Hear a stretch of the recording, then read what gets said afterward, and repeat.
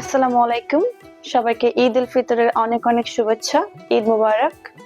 আমি সুজাতা, বর্তমানে বসবাস করছি লন্ডনে। আমি এখানে একজন ইন্টারন্যাশনাল স্টুডেন্ট। উচ্চ শিক্ষার জন্য আমি এখানে এসেছি।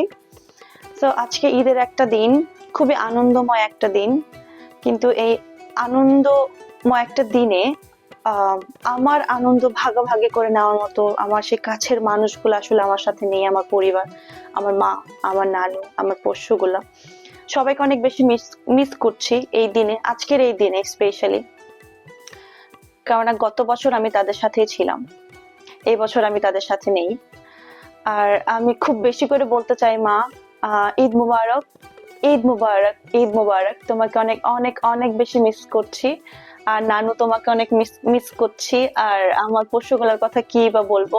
আসলে নতুন একটা জায়গা, নতুন একটা দেশ, নতুন ভাবে ঈদ উদযাপন করা, অনেক বেশি মিস করছি আমার পরিবার, আমার দেশের মানুষ, আমার দেশের সংস্কৃতি সবকিছু।